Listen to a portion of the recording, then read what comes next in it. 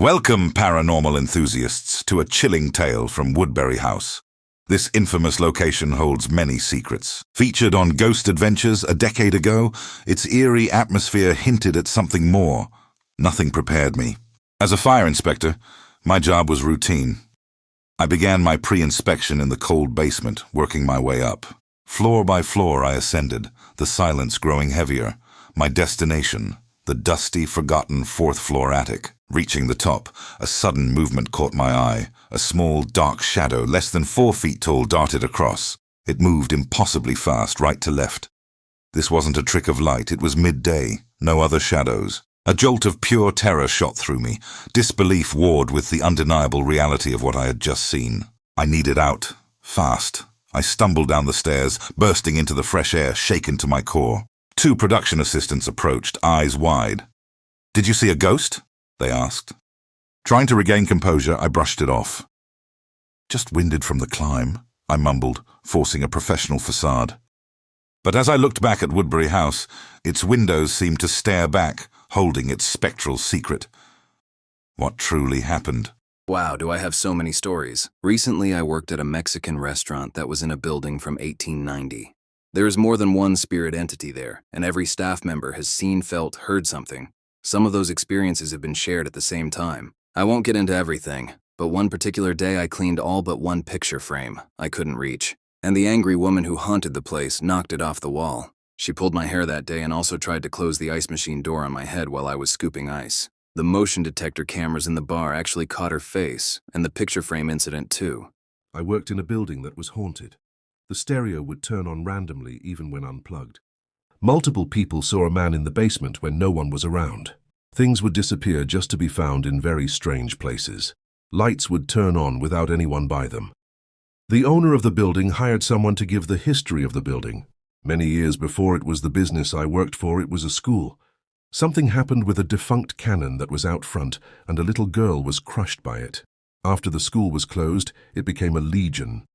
A man died while at a navigating course back in the day. He was drunk, fell down the stairs and broke his neck. My co-worker during this time was a very spiritual person, and she decided to sage the building. That was a big mistake. Once she was done, she went to the bathroom, and a mirror that was screwed into the wall very securely fell at her feet, cutting her leg. She came every morning telling us about nightmares. She would come to work with bruises all over her. We would all, like I said, see a man in the basement, but she started seeing him so much she refused to go down there. Eventually, she ended up quitting because of it and moved to Edmonton. Up until that point, our ghosts were harmless, and we would often joke about Johnny and the little girl ghost who liked music and to play pranks. We stayed there for 4 years after this and still has our ghostly interactions, but went back to harmless stuff after a while. I was very relieved when they sold the building and moved elsewhere. Well, it wasn't me that worked there, but I was there and witnessed it and learned later that it was a regular thing. So my mom's friend used to work at the Whaley House in the 90s. And almost every night, late in the evening when they'd be closing up, all the cars parked along the street would suddenly have their alarms activated for no reason. Like someone went along and just bumped all the cars one after another, triggering their alarms. I was there on more than one occasion, both to see my mom's friend and hanging out in Old Town late at night. We don't know why it happens. I worked for a corporate coffee chain while going to school for a career change a few years ago. The store I worked at had been a bank built on what had been farmland as far as anyone could tell. We all had weird experiences, like seeing a woman in black standing on the drive-through area cameras when everyone was in the back. I witnessed the wet floor sign being thrown out of the bathroom when all 3 of us were behind the counter well after closing. Another one was the repeated opening and slamming of our big refrigerator doors in the back just before open one day, and everyone was out front getting prepped to open. The freakiest experience I personally had was on a close one night. I sent my 3 coworkers to the front door so I could shut off the lights and arm the alarm. I shut everything off, leaving 1 or 2 security lights, and go to arm the alarm. As I'm raising my hand to punch in the code, I hear clomping footsteps coming across the back room behind me. I turned around and saw a human shape duck behind one of the shelving units. So I turned the lights back on and check. No one there. I checked the security monitor, and the 3 baristas are at the door chatting. I double-checked they weren't messing with me.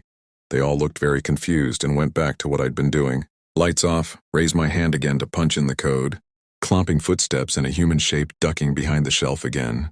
I punched in the code so fast I'm surprised I got it right and took off running for the front doors yelling, "Go!"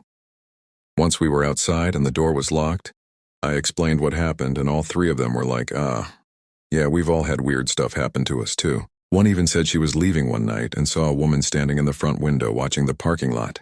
There have been a few, but my favorite story is from a restaurant in Harwickport, Makip Card. I was 19 years old and the restaurant was notoriously haunted. One night, a server walked into the walk-in to prep salads when someone pulled her apron strings down hard. She fell back and hit her head. She was alone in there. I also had 2 packs of cigarettes disappear from the hostess stand on a night where nobody was coming in. I looked everywhere for them and even cursed out the kitchen staff for messing with me. When I returned to the hostess stand, the packs were there stacked against the wall vertically. Again, no one was around. We also heard footsteps upstairs frequently when nobody was up there.